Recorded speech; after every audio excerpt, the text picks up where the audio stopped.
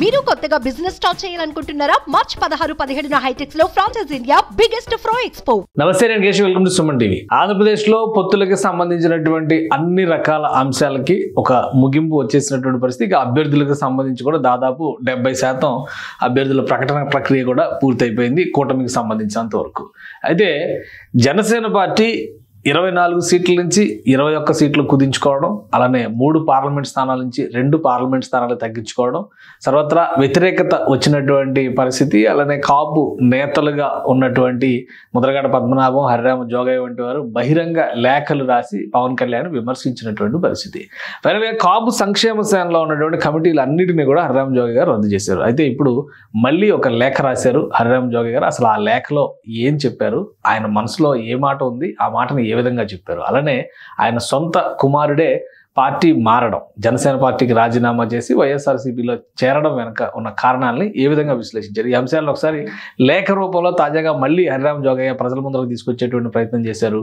అలానే పవన్ కళ్యాణ్ వెంట నడుస్తాను అనేటువంటి మాట మీదే తాను నిలబడి ఉన్నానంటున్నారు. ఏ అంశాలను అందులో స్పృశించారో ఒకసారి పరిశీలించేటువంటి ప్రయత్నం చేద్దాం. ఇది హరిరామ జోగయ్య గారు కాపు సంక్షేమ సేనని రద్దు చేసిన తర్వాత రాసినటువంటి లేఖ. అంటే అందులో ఉన్న కమిటీలు రద్దు చేసి కేవలం అధ్యక్షులు మాత్రమే ఉన్నారు.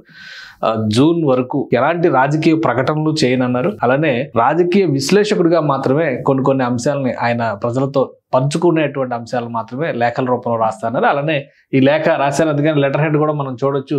Harirama Jogaiah ex member of parliament అనే దాని మీద ఇచ్చారు. కాపు సంక్షేమ సేన పేరు మీద ఇవ్వనటువంటి అంశాన్ని కూడా గమనించవచ్చు. సో ఇందులో రాష్ట్ర కాపు సంక్షేమ సేన సభ్యులకు విజ్ఞప్తి అనేటువంటి మాటని ఇక్కడ రాసుకుంటూ వచ్చారు. సో కాపు సంక్షేమ సేనకి సంబంధించినటువంటి సభ్యులకి హరిరామ జోగయ్య గారు పర్సనల్ స్టేటస్లో రాసినటువంటి లెటర్గా దీన్ని మనం చూడాల్సి ఉంటుంది. అలానే ఇందులో ఏ అంశాలని స్పృశించారు, ఏ అంశాల గురించి ప్రస్తావించారో కూడా ఒకసారి చూద్దాం. చంద్రబాబే కాబోయే ముఖ్యమంత్రి, దీనికి పవన్ కళ్యాణ్ ఆమోద ముద్ర ఉంది అంటూ లోకేష్ చేసిన ప్రకటనలపై ఒకసారి జనసేన పోటీ పెట్టదలిచిన అసెంబ్లీ స్థానాలను 21కి కుదించిన సందర్భంలో మరోసారి జన సైనికులు చేసిన ఆందోళనలకు నీళ్లు జల్లే కార్యక్రమంలో భాగంగా జన సైనికులను సముదాయించడం ద్వారా శాంతింపచేయడమే ధ్యేయంగా నేను చంద్రబాబు నాయుడు గారిని ఉద్దేశించి రాసి ఉన్న ఉత్తరాలను ఉద్దేశించి అపార్థం చేసుకున్న కొందరు నన్ను విమర్శించడం ద్వారా రాజకీయ లబ్ధి పొందాలని,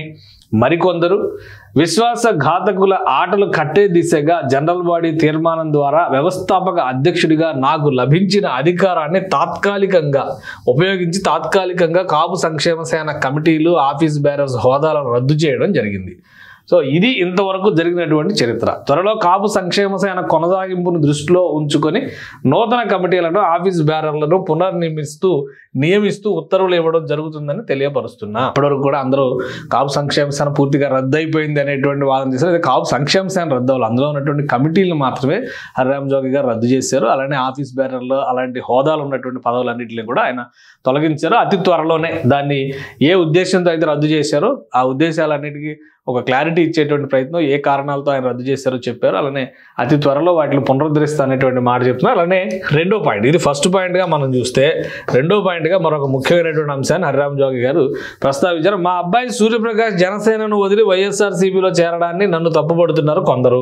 జనసేన పిఏసీ సభ్యుడిగా ఉన్న సూర్యప్రకాష్ జనసేన వదిలి ఎందుకు వైఎస్ఆర్ పార్టీలో చేరాడో నాకు సంబంధం లేని విషయాలు నేను చెప్పేదానికన్నా అతని నుంచి రాబట్టడమే మంచిదని నా అభిప్రాయం. సో ఇది ఆయన సమాధానం చెప్పలేరన్నారు కాబట్టి వాళ్ళ అబ్బాయిని అడగమని చెప్తున్నారు. ఈ సందర్భంలో సూర్యప్రకాష్ జనసేనను విడిచి వెళ్ళడానికి నా ప్రమేయం ఏమీ లేదంటూ చచ్చేదాకా నేను జనసేన పార్టీ అధినేత పవన్ కళ్యాణ్ భవిష్యత్తు కోరే పనిచేస్తానని ఇప్పటికే ప్రకటించిన సంగతి మరోసారి తెలియపరుస్తున్నాను. కాబట్టి ఈయన జనసేనలోనే ఉంటారు. ఆయన కుమారుడి రాజకీయ భవిష్యత్తు అది ఆయన చాయిస్, ఎందుకు ఆ నిర్ణయం తీసుకున్నారో ఆయన్నే అడగండి అనేటువంటి మాట చెప్పారు హరిరామ జోగయ్య గారు. ఇక ఈ చర్చ అనవసరం, అప్రస్తుతం అనే రీతిలో ఆయన రాశారు. ఇక మూడవ ముఖ్యమైనటువంటి భాగం ఈ లేఖలో హరిరామ జోగయ్య గారు పేర్కొన్నటువంటి మూడవ ముఖ్యమైనటువంటి భాగం ఏంటనేది కూడా ఒకసారి మనం పరిశీలించాల్సినటువంటి అవసరం కనిపిస్తుంది. ఈ మూడవ ముఖ్యమైనటువంటి భాగంలో హరిరామ జోగయ్య గారు ఇక్కడ కీలకమైనటువంటి కొన్ని సలహాలు, అలానే రాజకీయ అంటే రాబోయేటువంటి భవిష్యత్తుకు సంబంధించి ఎన్నికలకు సంబంధించినటువంటి అంశాలను కూడా ప్రస్తావించారు.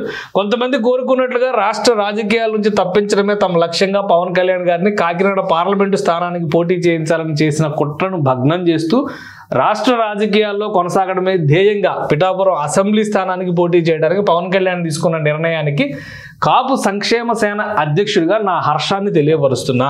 ఈ సందర్భంలో కాపు సంక్షేమ సేన విధి విధానాలకు లోబడి జనసేన అధ్యక్షుడు పవన్ కళ్యాణ్ గారిని రాష్ట్ర అధికారంలో ముఖ్య భాగస్వామిగా నియమింప చేయడమే ధ్యేయంగా 3 పార్టీల కూటమి సభ్యులతో పాటు ముఖ్యంగా జనసేన అభ్యర్థులు పోటీ పెట్టబోతున్న 21 అసెంబ్లీ 2 పార్లమెంటు నియోజకవర్గాల్లో జనసేన అభ్యర్థుల విజయానికి కాపు సంక్షేమ సేన కట్టుబడి ఉందని, రాష్ట్రంలో ప్రజా వ్యతిరేక పాలనను కొనసాగిస్తున్న వైఎస్ఆర్ పార్టీని ఓడించడమే ధ్యేయంగా కాపు సంక్షేమ సేన సభ్యులందరూ బీసీ, ఎస్సీ, ఎస్టీ, మైనారిటీ వర్గాలందరూ కలుపుకొని తమ వంతు తాము కృషి చేయవలసిందిగా కోరడమైనది. ఇట్లు హరిరామ జోగయ్య, ఫౌండర్, ప్రెసిడెంట్, కాపు సంక్షేమ సేన. ఇది ఫైనల్గా ఆయన ఆకాంక్షని వ్యక్తం చేశారు. పవన్ కళ్యాణ్ అసెంబ్లీ బరిలో ఉండడమే సముచితమైనటువంటి నిర్ణయం అనే అభిప్రాయం వ్యక్తం చేస్తున్నారు. కేంద్ర రాజకీయాల్లోకి వెళ్తే రాష్ట్రానికి దూరం అవుతారని ఆల్రెడీ పవన్ కళ్యాణ్ గారు అదే వ్యాఖ్య చేశారు.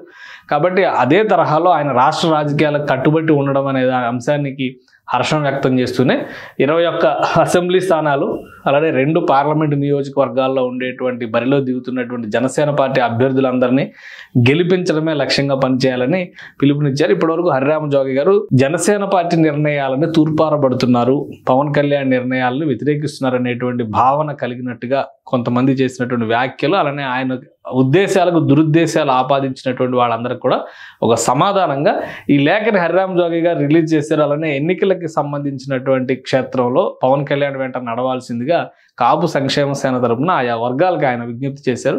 సో ఈ లెటర్ని ఏ విధంగా మిగతా వర్గాలు రిసీవ్ చేసుకుంటే పవన్ కళ్యాణ్ వెంట నిలుస్తాయి, జనసేన పార్టీ గెలుపులో భాగం అవుతాయి అనేది వేచి చూడాలి. సుమన్ టీవీలో మీ పర్సనల్ అండ్ బిజినెస్ ప్రమోషన్స్ కోసం కింది నెంబర్కి కాంటాక్ట్ చేయండి.